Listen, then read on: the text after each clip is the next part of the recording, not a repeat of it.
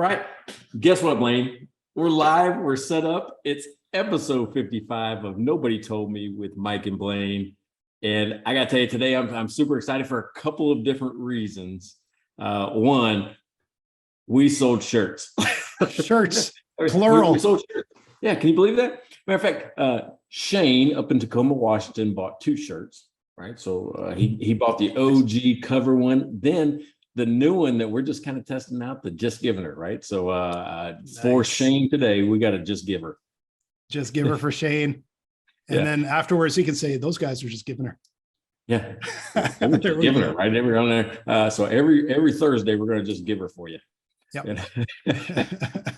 And then Shay is in Columbia, Missouri, and she bought one of the OG cover T-shirts too. So, man, very cool, man. So it was. I guess that works. When we ask people to buy, sometimes they buy.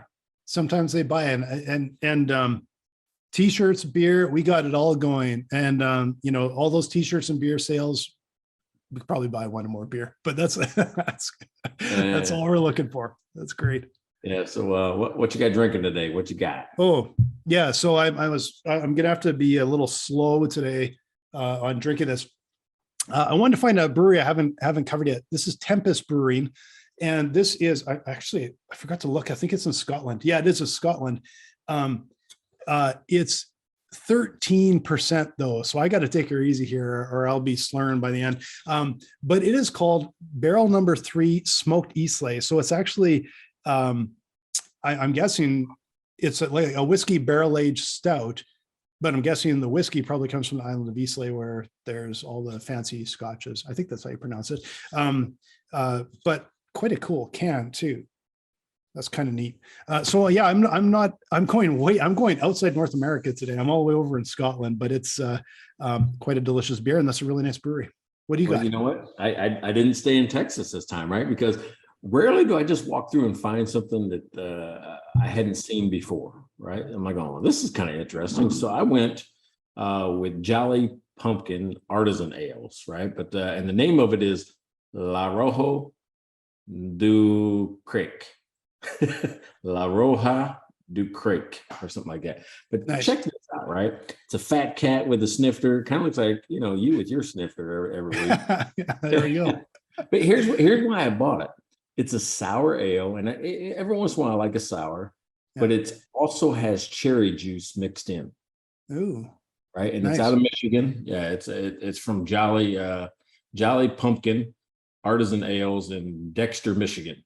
Is where they're at. So I'm really excited about this one, right? A sour ale with a little cherry juice mixed in. So it's pretty good. Sounds good. Pretty good. Sounds really good. But only 7%. So I'm only going to be half as bad as you. Yeah.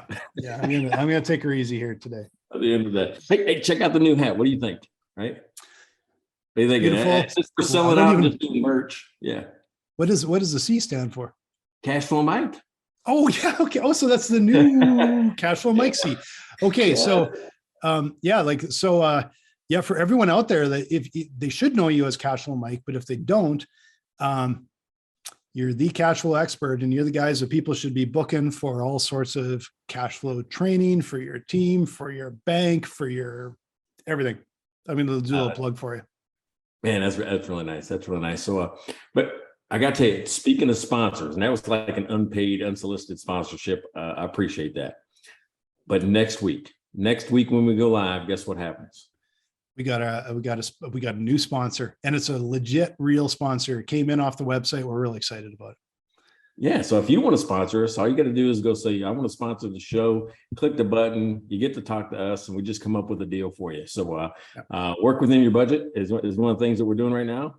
And I thought it was fun. It was a fun negotiation. But this product, we're going to do 12 weeks with this product between now and Christmas, because it's the perfect thing to give someone at Christmas. So it's a really cool thing. We got our script last week. I got their logo a couple of days ago, so that's going to go up on the website. So yeah, we're going to be like legit sponsored business now. Yeah, exactly. It's going to be very cool. We're going to have so much fun with that, and I'm sure people can go check these guys out. So next week, rolling out a new sponsor. That's going to be fun. Yeah, What are we right talking on. about today, though? We're 15 minutes in, and all we've been doing is fumbling around on Facebook and drinking beer here. So Isn't that how every show starts? I think we're the worst, right? If I listen to podcasts, I mean, some people come in with music, like now introducing the host of our show, Mike and Blaine. We don't have any of that stuff. It's us messing around trying to get things set up. yeah, it's us trying to be live on Facebook when we really don't know what we're doing. Maybe that's why everyone else has those. It's like they hit play and they're like, crap, how do I get this onto Facebook? And they're messing around with that while the stuff's playing.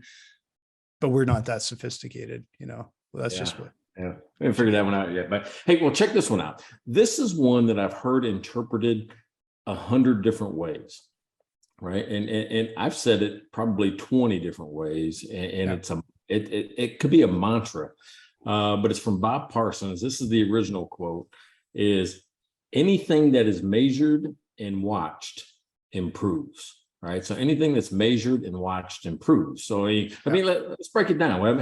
How does that hit you? I got a different way of saying it, but how does that hit you? Well, measured and watched improve. It's being in the startup world, and especially the tech startup world. Measuring is so critical. Like otherwise you're flying in the dark. And if you go on gut all of the time, like you're always trying to do a little bit, especially early on, because you have to have enough traffic or whatever to actually measure. But things start to really improve when you're actually measuring and watching, because you can't outside of Vanity Metrics, which we'll talk about, I'm sure, you can't really BS that. You can see it, and it brings reality to the situation. So I agree, right? I mean, you've got to be able to measure things in order to understand your performance and what the results are. Here's the thing about this quote specifically. It doesn't really point you to what you should measure. And I've been on both sides of the coin where we're not measuring enough, or we're measuring the wrong things, or we're measuring too much and it gets diluted because we don't know what we're looking at. All right. So yes, the execution is so critical, because and it's like too small sample sizes is such an absolute killer, because you think you'll see a little bit and you'll go, well, like I saw this for a week, this is happening. If it's not a big enough sample size, you're absolutely could take you in the wrong direction. Like you said, if you measure too much, too many things, you'll just be paralyzed. So it's that execution is so important, right? Well, I think it's being able to identify the driver, right? Meaning that, yeah, we can measure 100 different numbers, ratios, metrics, whatever it is, but there's generally a couple of them that feed into these.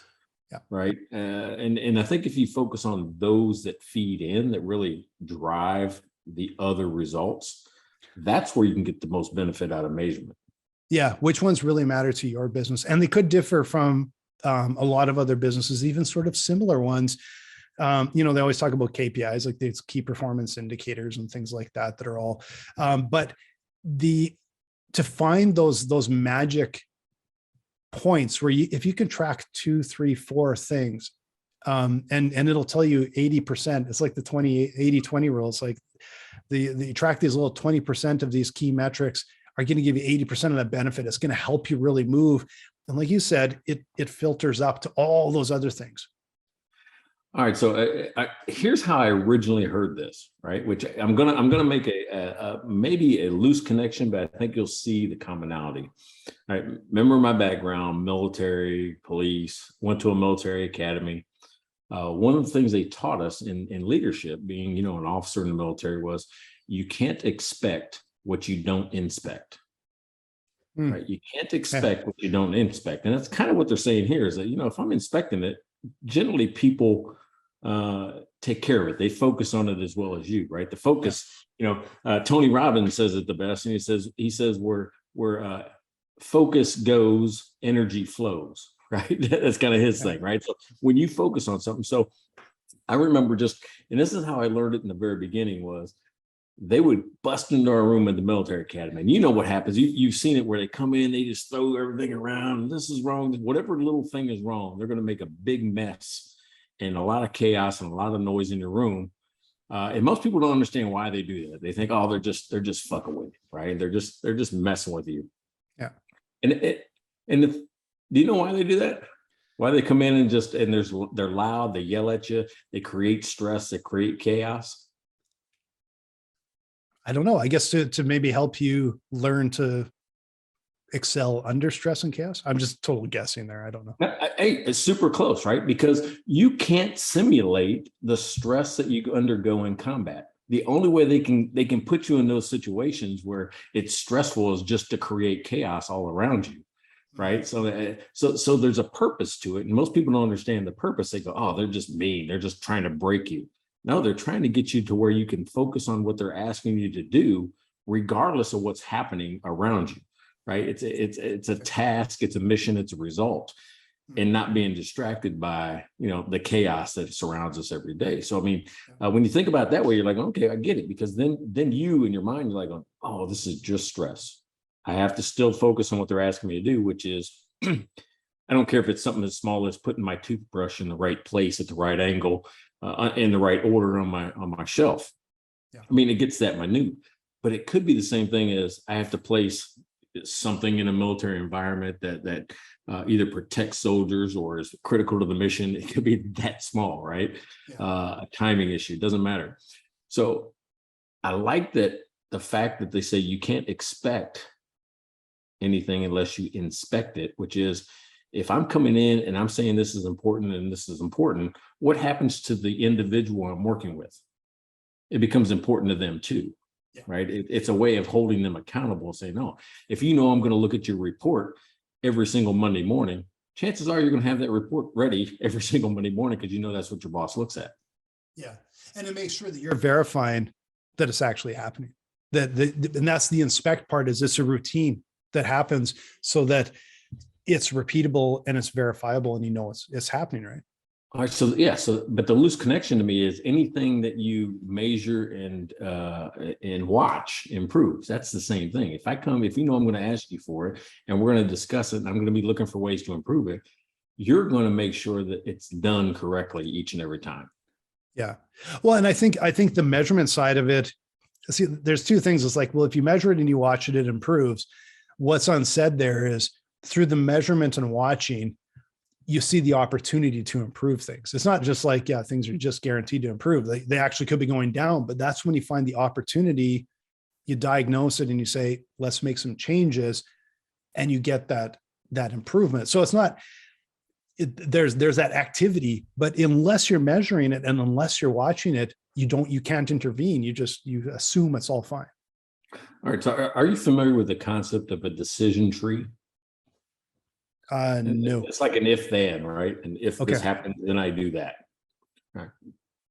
That's kind of what it is. But I don't like to measure things unless I have a decision tree beyond, which is, when this gets to a certain trigger point, which is too high or too low, whatever we're measuring, then I take these different actions, right? Or I adjust. Maybe we're not getting the growth that I want. If we can't get to 100 signups a week by 3 months from now, then I do something different, or whatever your time limit is. But there's an if-then decision tree, and I try to make that out past whatever I'm measuring, right? Because what happens if I get it? What if I'm measuring it and it improves? We're at the point that I thought we should be at, but we're there earlier than I thought. Well, then I've got to adjust, and that's you having a plan upon a plan to be able to do whatever you're going to do next. Yeah, that's how you execute against it. Otherwise, and we did. I sort of mentioned already the issue or the problem with vanity metrics. There's one side where you can actually see the metrics, but if you're not executing on it, if you're not adjusting to it, if you don't have that, like I said, decision tree or plan, it's not going to improve. The other one to really be conscious of is vanity metrics. So it's like, let's pick and choose the metrics that make us look good, and we'll just keep showing those. And that's also a chronic issue that startups can fall into, especially because they want to report to their investors all the time. They want to look like they're shiny, neat, clean, growing, everything else. But that can also lead you right down to the path to destruction if you're following things that you feel good about, but they aren't actually the movers in your business, the important ones. Yeah. So when you talk about vanity metrics, I mean, it always comes to me like, well, social media. Here, we're on Facebook. social media, most of those are vanity metrics, unless you've put the beginning thing that they see, put you in the funnel. Then I know that if so many people go into the top of this funnel, click on something, that's where the sponsored ads come in. You click on it, you go to a landing page. That's important to me. How many people went to the landing page, right? That's the first thing that I think gets it out of vanity.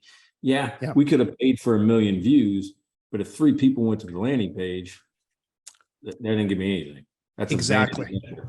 Yeah, that's a great example of I'll pick the one that makes me look good, and I'm going to ignore the one that makes me look bad. Usually the one that makes you look bad is the one you have to focus just relentlessly on to improve, because that's where the buck stops. Like that's where you're making your money, or that's where you fail or you win. All right. Speaking of, I mean, you see these people that got 70 million followers. Are those real? Do you think those are real? Do you really think 70 million people are following these folks? I think unless you're like an absolutely massive celebrity, it's like there's a lot of funny business in there. So I would say no. Isn't that what happened with like Elon Musk? He's like, well, hey, listen, you can't even verify how many of these people that follow are real people and not a bot. Yeah. Right. They thought it was 5%. And to me, 5% seems huge. Right. You're saying 5 out of 100 people that follow me are fake? Are fake, yeah. And it could be that don't exist. And I'm sure there's if you think there's a benefit, like again, it's that vanity metric you want to run by, you're gonna invest in getting fake followers because you don't really care. And so it could be much, much, much higher when it's intentional. It could be much higher than 5%. It could be 50%. It's got to be that, because that's what all these stars on TV measure themselves against. Is, oh, they got 10 million followers, or I got 25 million followers, and all of a sudden I'm better than you. And some of these are just kids that do dances in their bedroom and they got 30 million followers, and all of a sudden they have a career. I'm like, how'd that happen? Yeah, exactly. How did that even happen? Yeah, that's a mystery to me, but I don't think anyone wants to watch me dance. So it's okay. You say that, but then there's a guy on Instagram that I follow right now. It's called the Dancing Trucker. Okay. And I don't know how many. I'll look up how many followers he's got. But it's an old guy like you and I. Yeah. But the guy can dance. He can actually dance, and he's got his own little dance that he's got like kids that come out like on a tennis court and do this dance with him. I'm like going, that's really good. And I'm following this old guy that can dance, and he just calls himself the Dancing Trucker.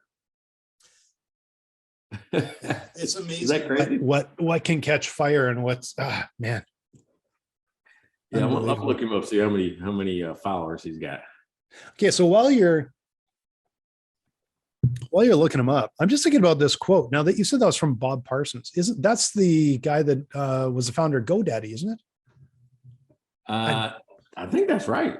I'm pretty sure it is. And what's kind of interesting is just a little side note, but it kind of leads into what we're talking about a little bit, is he also is the founder of, is it PXB Golf, PXY? It's 3 letters. I don't golf. So but he started a golf company to make like new golf clubs with almost like spare no expense to make the best golf club that they can. And as far as I remember reading or hearing or whatever, he would just go through golf clubs because he couldn't find one that he was happy with. And he finally said, I'm starting my own company. And it just felt to me that he was measuring and watching where his ball went, and then decided I need a better way, so I could have better results that I can measure and watch. So I mean, he's not only GoDaddy, he's got some motorcycle dealerships. I mean, he's big, even a Harley Davidson one in Arizona. He owns the golf club in Scottsdale, right? So, yes. Yep. All right. So he owns that. And then, of course, his PXG golf clubs and tons of real estate. The guy has just tons of real estate, all over the place. So legit entrepreneur, right? Just absolutely legit entrepreneur. So, I mean, that's where it makes sense that he, his measurement. I mean, think about GoDaddy. It's all measured. They can only exist if they only measure, everything that happens either on their websites or even the value of a domain. Right, they've got to be able to track all that stuff in order to be able to sell domains. And I remember reading an article about him where he was talking about, and this was way back, like talking about GoDaddy specifically. And I think this is how the story went. So if you guys, if I'm wrong, you can chat us up and complain, but pretty sure this is the story, is that when I think it was during like sort of the dot bomb, when things started to go south, he said, if I remember the story right, he was getting fairly low on cash, like they were struggling, and he was having a coffee in Starbucks or something, and thought, well, if I lose my last little bit of money and come work at Starbucks. I'm pretty sure this is a story that I remember reading. And it was a little that thought where he thought, I'm going to stick with it. And then it ended up GoDaddy, which is a or $1 billion company or whatever. And from his sort of, one of the comments was he stuck with it when everyone else was failing. And pretty soon he kind of owned the market. But it's not just by hanging in there longer than everybody else. I wonder, like there must be so much of that was based on running things better. And it probably came down to, measuring and watching and improving. Because if you remember GoDaddy early on, you would go buy something and then they would present this and present that and try and sell you this, try and sell you that. And it had this, it's like they figured out this magic formula where they could upsell you all the way through. And it feels not as much anymore like that. So I think they found where, again, they probably are measuring it, started to see it, maybe a dip off, and said, hey, let's find what people will buy today versus 10 years ago or versus 15 years ago. But I think there was probably, when you look at that, it's like he figured out how to make that work. He figured out how to get those sales. He figured out what was working, and he stretched out and passed everybody else kind of on the market. And he kind of owned that market for a long time.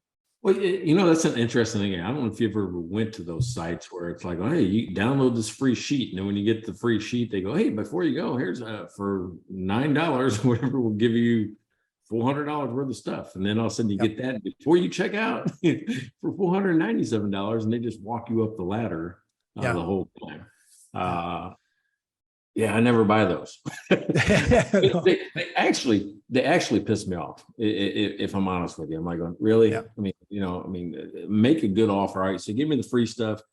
Maybe have two offers. Like going, okay, well, I got two offers for it, but tell me about them up front. Don't wait until I'm checking out to do it again, right? Because I feel like that's a little just dishonest. That's the way I feel. That's my personal buying experience. Yeah. But I think they figured out like what they're selling, who that market is, and they just know the numbers and say there's more people that'll buy than not, or whatever, right? That'll be turned away.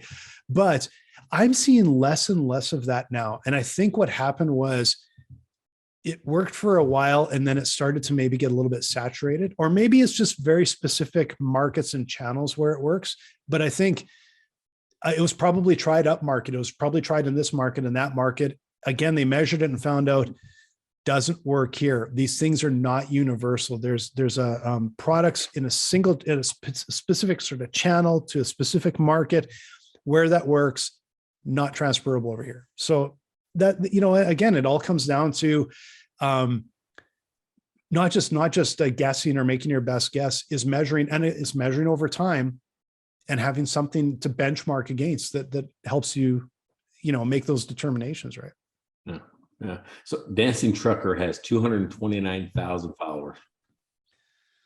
Man, I guess I need to learn how to dance. I should just start a TikTok channel, Watch Me Drink Beer, and we'll just see if that has any legs to it. Yeah, but I think you'd have to do something weird with it, like watch me drink beer in a tank top, watch me drink beer and flip, watch me drink beer sitting next to a kiddie pool, whatever it is. Weird, right? That's the only way people are going to watch you. Yeah, it's got to be. Watch me drink. Well, yeah, I'll drink beer outside in -40 when it's. Fortunately, we're not here anymore when it's -40. But so, believe it or not, I could dance when I was a kid. I could break dance. I was actually good. And now I don't know what happened. I don't know when it happened, but I can't dance. I can't even imitate, some of what the things are happening now. I'm like, I used to be really good and now I can't. What do you think happened? There's a lot of things I can't do as as a middle-aged man. One of the kids, this was something that it blew my mind. It was one of the kids next door. And it was a couple of years ago, I had a hula hoop, and, we were playing with kids and that, and I grabbed the hula hoop to try and they wanted me to try the hula hoop. I couldn't get the hula hoop to go at all.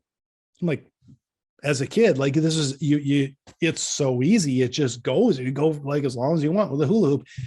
I don't think I could get it to go once around. Then my neighbor looks at me and goes, yeah, once you get to an adult, it gets a lot harder to do a hula hoop thing. And I'm like, what? How did I, this should be so easy. How did I lose the ability to do something what I should be so painfully easy? And, it's probably a good thing, because if I had actually been hulaing, my back would probably go out and I wouldn't be able to get up the next day anyway. The strange thing is, you can skateboard. If I try to get on skateboard, I'm busting my ass for sure. I'm absolutely busting my ass. I think I skateboard as a kid, but I think I've kept it up enough that I'm the muscle memory never went away. Because I didn't ever have a long enough break where I wasn't on a skateboard. I'm not on a skateboard every day or anything like that, but I ride enough that I don't lose the muscle memory. Same thing with a bike. I can go on a bike. I got a side note here. I had to get a new derailleur on my bike yesterday. And the comment from the guy at the store was, next time fall the other way. And I'm like, oh, that helps. Because that's the most delicate part in your bike. I'm like, well, yeah, I didn't really have a choice on that. But anyway, it's kind of but there's some things I think the muscle memory keeps up, but I'm not as, if I tried to take a mountain bike down, straight down through some crazy stuff, I used to do that and it wouldn't even phase me, and I'd be able to do it in my sleep. I couldn't do that anymore. So there's some things that I think fade, that is disappointing to see fade. Okay. So let's talk about measurements of things, right? So are you on the camp that measures time or results? Oh, results. Meaning if I show up 8 to 5, are you okay with that? Or if I left early, would you not be okay with that? If I left at 8, or 4 o'clock rather than 5 o'clock? Yeah. No, our business is very, even the way we run our business, it's results driven. And I like my team to have sort of that flexibility to live life, but, because so you're sitting in your chair from 9 to 5. Who cares? If you sat in your chair from 9 a.m. to midnight, who cares if you're not getting results, right? So no, and results are tangible to me. A clock is not a measurement that I think it's very worthwhile. Of course, there's a general guideline of give me your hours on a week. You do have to work, but results are just, that's where push comes to shove, right? I don't know what, how do you feel? Is that the same thing as you think? Or? All right. So the last time I was on a clock, I was a state trooper in the 1900s, right? Because you had to have coverage. Yeah. Somebody had to be out there between 8 and 4 or whatever it was. Yeah. But since then, I haven't been on a clock, because I've always been the type of guy that I don't care if it's 7 in the morning, I'll answer your phone call or email. I don't care if it's a Sunday, I'm going to do the same thing. If I got to get something done by the next morning, I might stay up all night to get it in, right? So I haven't been confined to a clock. Yeah. Now I have worked with people that are adamant about what they call core working hours. You are in your desk, in your office from this point to this point. Mm-hmm. And I don't know if it's me being an asshole. It's well, that doesn't even make sense. Does that also mean that if you call me at 7 or you call me at midnight, that I don't have to answer? That I don't have to do these things? I mean, if you're going to require that this is when work's done, then I'm going to assume that work shouldn't be done in the other times. Yeah.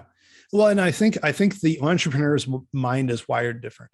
So I find with entrepreneurs, what I'm usually sort of counseling entrepreneurs is try and keep some regular hours and try and have downtime and not work 24 hours a day, because it's there's too much where they just go and it's shove everything aside.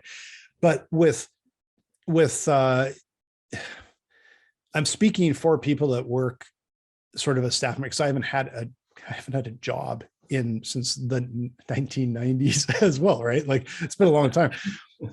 So it's hard for me to speak for them, but I think it's a little bit of a different sort of philosophy. They want that work-life balance. They want to make sure they're not on call 24 hours a day, but there's some little bit of a middle ground where I think it's like, be effective, get results, do your job, and you have that flexibility. So if you got to run out in the day and do this, just go do it. But kind of pay me back with that effectiveness and put the hours in at some point, because there's some sort of guideline, right, that you want people to meet, right? Well, when I had supervisors that worked for me, in the hotel staffing company. And that was one of the positions where they didn't have a clock. And I said, listen, I don't care if you work 3 hours a day or 10 hours a day. You've got orders to fill and people to get to work and make sure they get to work. Yep. If you can do that in 2 hours, 3 hours, I'm fine with that, because everybody got to work. You filled all the orders. Everybody was happy. The clients were happy. Go home. Yep. But just know that if you leave positions open, well, then you got to put in extra time to recruit and get people to go to work. Yeah, and especially when it's reasonable, and that's something that that it has to be makeable. It has to be reasonable. That it's not like, hey, I'm not expecting you to do the work of 5 people as one person. But that's there, and I think people, when they have that flexibility and that freedom, and it's just achieve that goal, that's got to be a lot more fulfilling than you sat in your chair from 9 to 5, right? Like, I think I don't think that would give a whole lot of sort of satisfaction with your job if you're just literally I sat in my seat for 8 hours a day. All right. So here's when I measure time and I look for improvement, right? Trying to connect this back to the quote. At Finnegraph, we had unlimited paid time off. Right. We went away from 2 weeks vacation, those type of things. Says, no, just take it whenever you need to. And what we found was that the actual amount of time that people took off was lower than when they had actual days that they had to use. Right. It was real weird. Yeah. It was like, you give them 14 days, they're going to take 14 days. Right. You give them, you do it whenever you want to. Nobody was taking 14 days. So then the worry was the opposite, which is, oh my God, we're going to burn these folks out because they're not taking time off.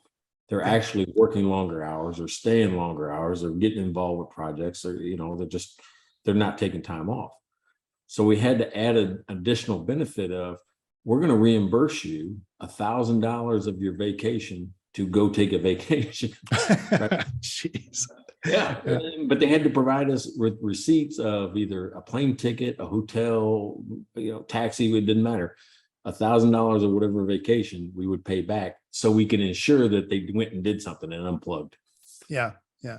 Like the one thing I remember back in my agency days that I would tell my team is, give me like this X amount number of hours a week that are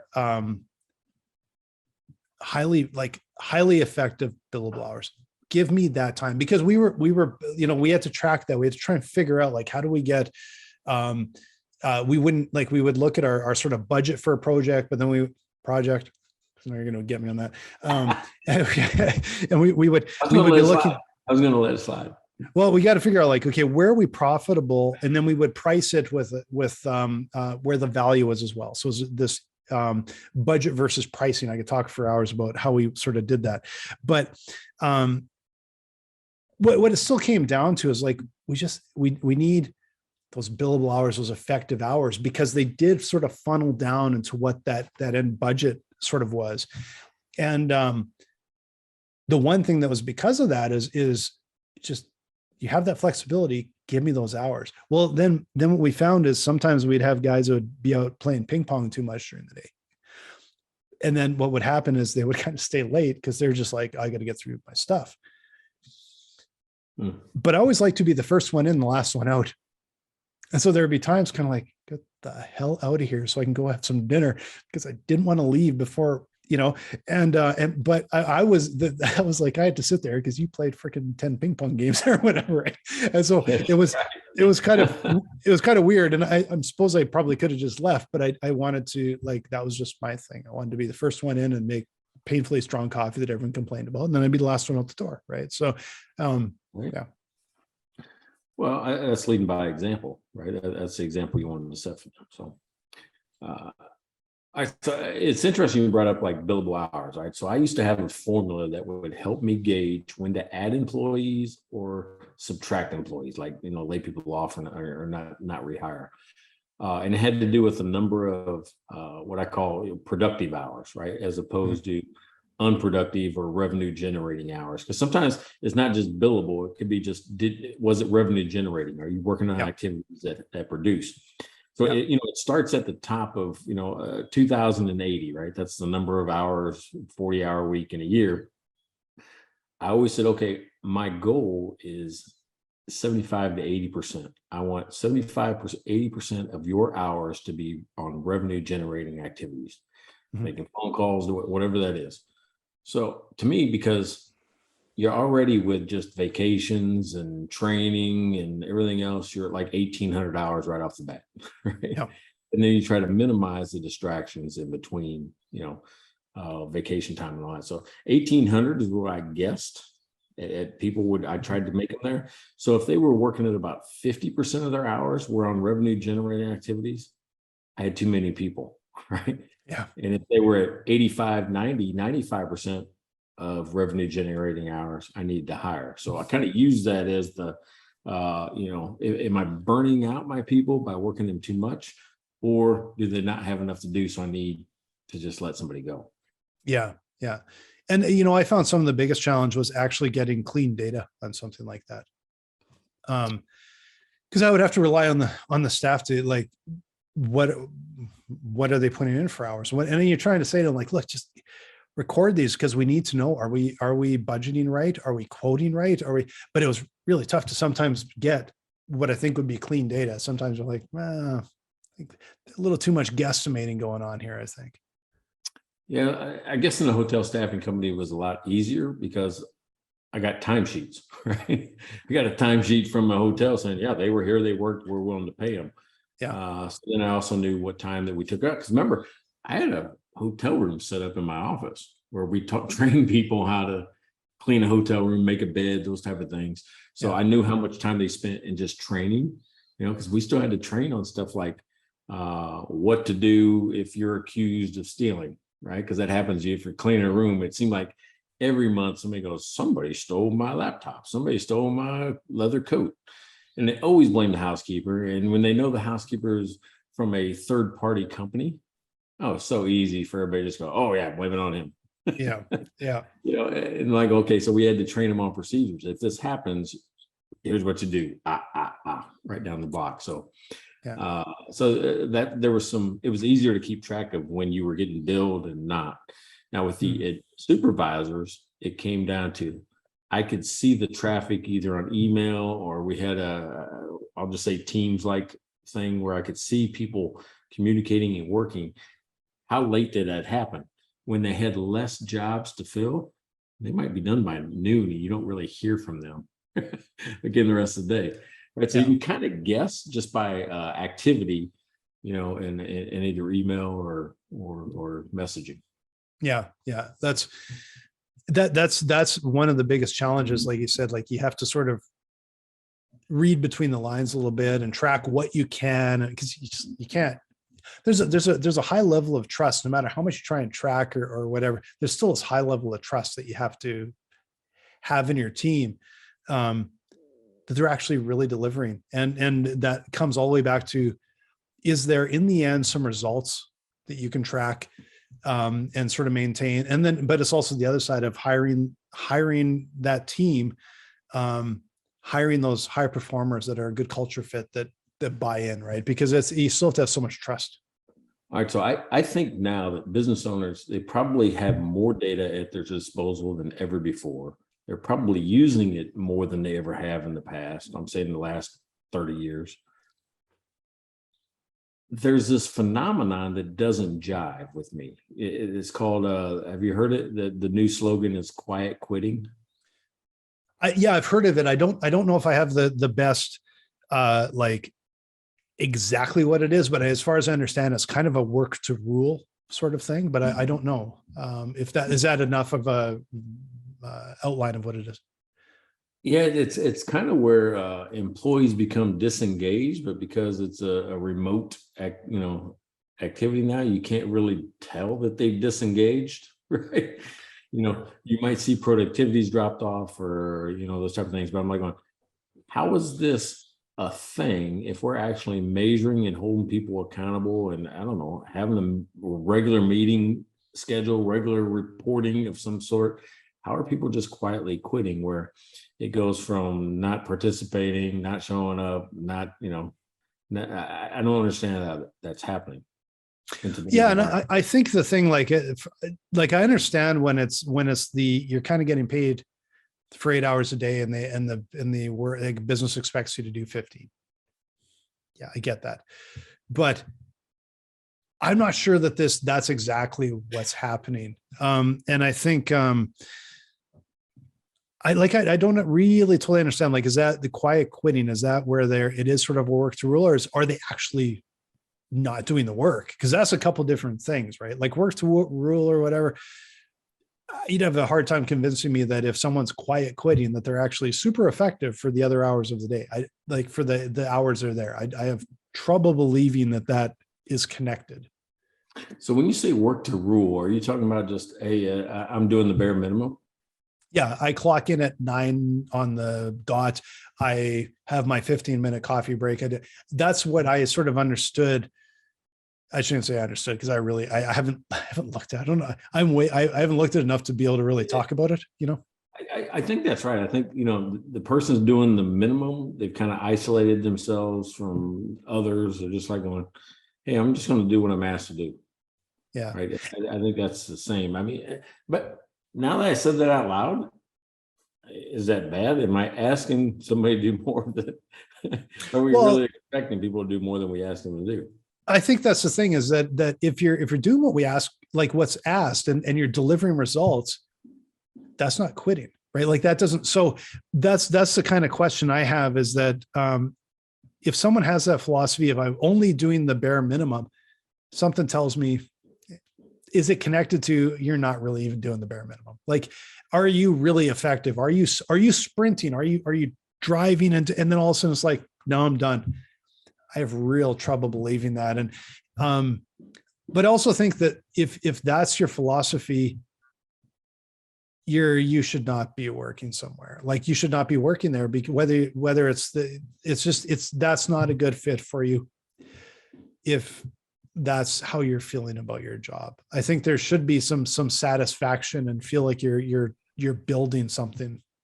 I've seen it in companies where people get kind of beat down, where they used to be more outspoken. They got ideas, or they're questioning things in meetings and those type of things. They just get beat down. There's over a period of time, they're like going, yeah, I'm not going to say it because, well, they don't listen to anybody.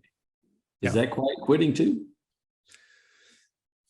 That's a good question. Like, I think, I think there are probably a lot of really awful places to work. So I kind of understand that. I used to work in one.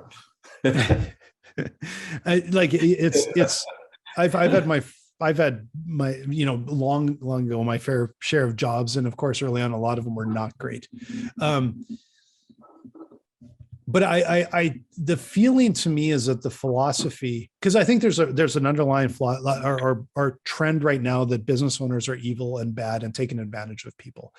And you hear too much of that. And there's these, the great resign or whatever, and quiet quitting and all things. And it's, and of course it's easy enough to try and draw the story here and the story there, and what I think are the exceptions to the rule, where, yeah, that business owner is a shithead. Like, that is really shitty to do that to your staff. That's really brutal.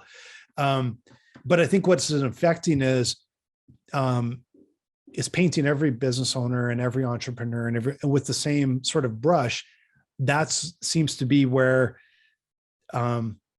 it feels like that's where the momentum is. And to me, it's like that's very short-sighted, because what a business owner, what an entrepreneur goes through. And I know that a lot of people listen to us.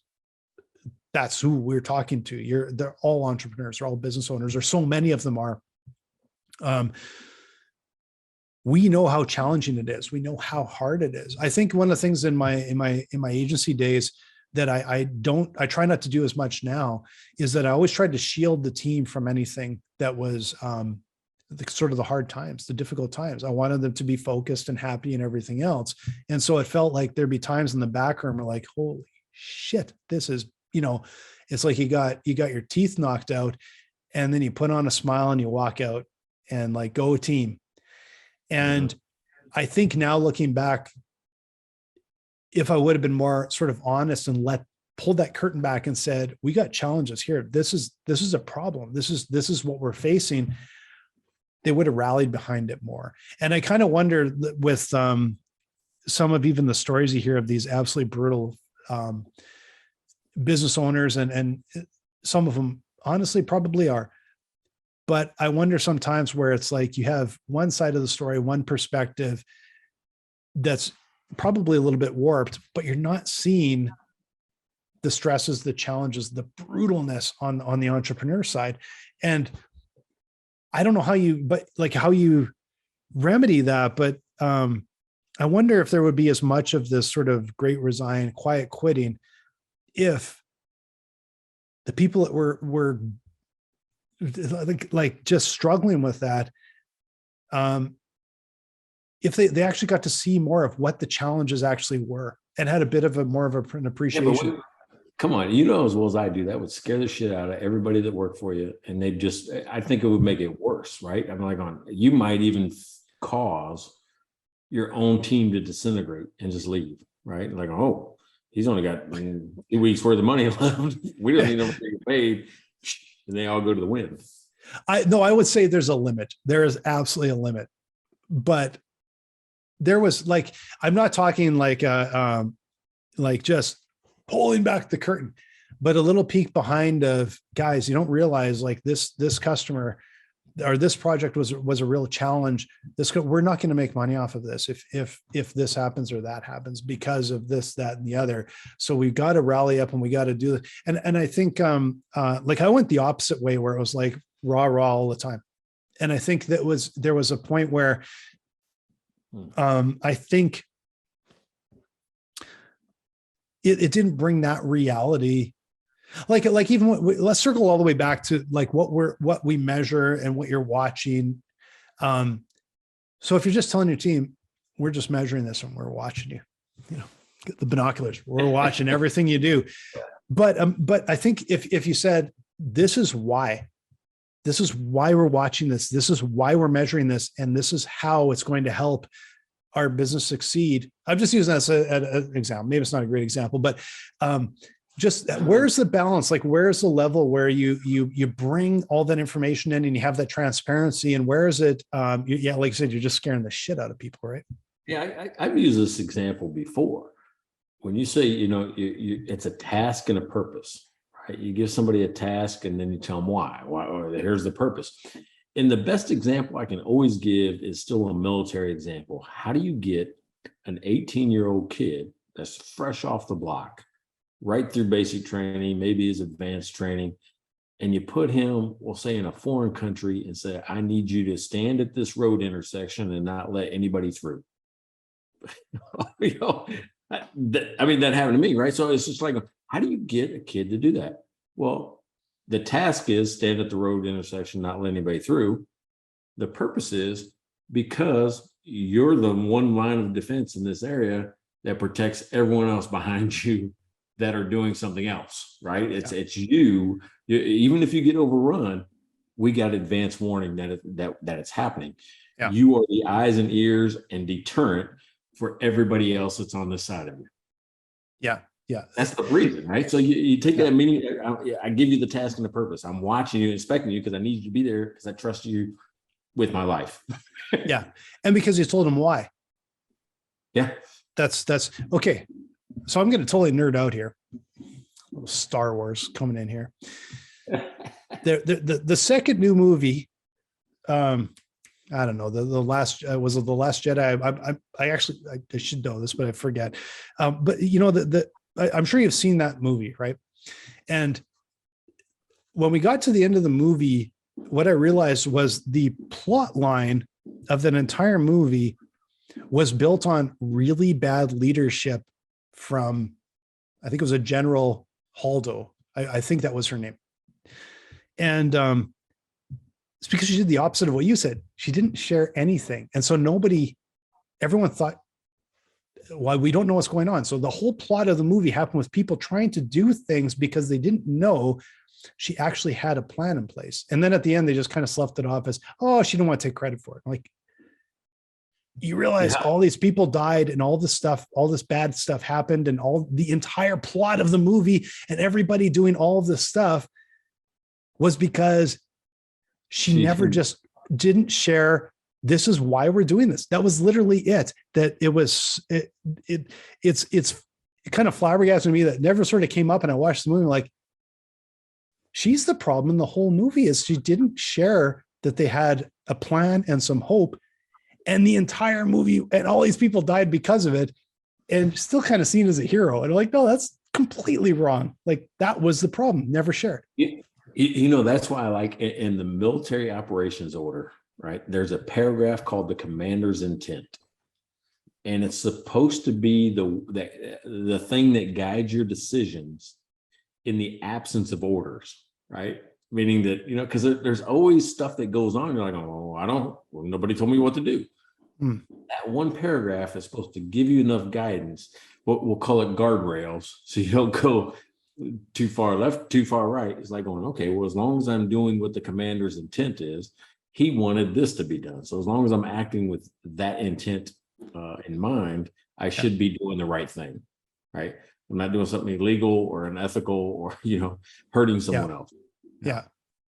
Interesting. I've never heard that before. So you have companies call it mission and vision, right? Stuff like that. That makes sense. That makes sense. Yeah. Yeah. This you can tell that I'm almost getting far down this beer and I'm bringing out Star Wars references and you're like still on point with this stuff. Yeah, I'm still good. You haven't lost me. You haven't started slurring yet, but you couldn't come up with the name of the movie, so that working exactly 100% right now. I'm not running on all cylinders right now, but I'm not very good with names of movies and stuff yet. The Last Jedi. Yeah. Anyway. I don't know. All right, so let me ask you this. I know what mine is. If you could only measure one thing in your business, what would it be? One thing. Just one thing. In the business, I without sort of pulling out a metric, I would I think if I could only measure one thing, it would be something related to that customer satisfaction. So I think the natural thing to go to is something in the sales funnel. So it would be a conversion rate or a leads in or a number of meetings booked or this, that, the other. But really what it comes down to, I think, is that, and it's a harder thing to measure, but it's kind of the most important thing, because if the customers are loving what you're offering, what your service is, what your product, all that, you're going to grow. You're going to get that traction. Yeah, I can see that, right? Because nothing happens without a sale. I don't care. I don't care if you're just asking your dad to go over to your friend's house. You've got to sell him on that idea. People think that they're never in sales. You're always in sales. Anything you want to do in life, you're always in sales. Always be selling.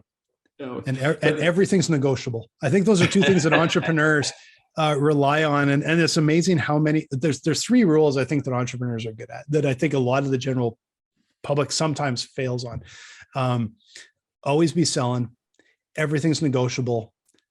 Buy low, sell high. Those are the three things that I think that could actually not necessarily fall into place. Right. The only one that I have to push back on is everything's negotiable, because you didn't live with my dad. It was like It is this way. Boy, you're not doing it. There was no negotiation past that. It was over. I will admit that I think I was a little bit more of do and then ask for forgiveness later. Again, you didn't live with my dad. Yeah, no, I think I probably I got away with probably way too much. Yeah. And Ben didn't, it was a bit of a blank all the time. So, all right, so here's the one thing that I like to measure, right? And it's in the books. It's called expense control, right? The change in operating expense should mirror the change in gross profit. That's the rule. And what I mean by that is if gross profit is the amount of money you have to spend, operating expense is the way you spend it. So if you have less money to spend, you should spend less money. So to me, that's how you maintain profitability. Even when sales are low, I can still make money. Yeah. The one thing that that's interesting because and it makes perfect sense. One of the philosophies I know that I think is so critical for business owners, like I always think of the basketball, like nothing but net, that's right through net. That philosophy is, I think, really important though, is how important net profit is. Because to me, gross profit at times can actually be a vanity metric to some degree. If you're not profitable. Hey, we're bringing in so much money and look we've got 1,000% markup. Yeah, but you're losing money because you don't have a net profit margin. And when all's said and done, you're not profitable. Oh, we'll become that someday. It's not a good way to run it. All right. So I think we're saying the same thing, but to me, I teach that net profit is just a result. You can't do anything to net profit itself. You have to change gross profit or operating expense or sales. Oh, I totally, yeah. So to me, net profit is just a result. So those two is money coming in versus money going out is the metric I would use. Yeah. Like I think in a way we are saying the same thing, but the important part to me is the result. That's where it flows up. And I think business owners sometimes, like we see them, sometimes we're talking with them at Dry Run, like they'll like, well, we're selling this product and we've got this massive profit margin built in.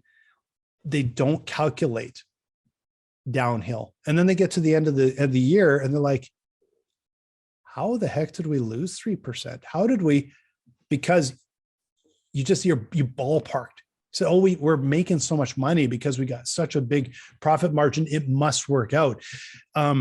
Where the one thing you can't hide behind is that bottom line, that net profit. Did you make money, or were you kind of fooling yourself and thinking it'll all end up in the wash later? Oh, we bought all this equipment, it'll be fine later. At some point, you have to have that net profit. So I understand exactly what you're saying. I think we're saying the same thing, just a little bit different way. Yeah, probably right. I would agree with that because I mean that's what I'm saying. You got to make those changes to maintain profitability, and you're just saying, hey, if you want to be profitable, you got to do these things. So okay, yeah, I think that's right. So all right, so hey, next week, right? Next week we're going to start our first post-read advertisement. Yeah, it's going to be like old school radio. I'm quite excited about that because it's. We should at least talk through it in practice. We shouldn't just run it cold. We should talk through it, before next week's episode. We will. And I promise everyone we will. It'll probably be 5 minutes before, but we will. But we're pros here. Yeah. Because and you know I can say we're pros because we've sold, several t-shirts and a couple of beer. So that's the definition of pro, man. Paid to do this. Yeah. Yeah. And we're still not covering, we're still not covering the cost of hosting and the website, but yeah, that's our net profitability is probably not quite there. But no, we're really excited to bring on a sponsor and a sponsor that we don't know that isn't me or Mike. So that's quite fun.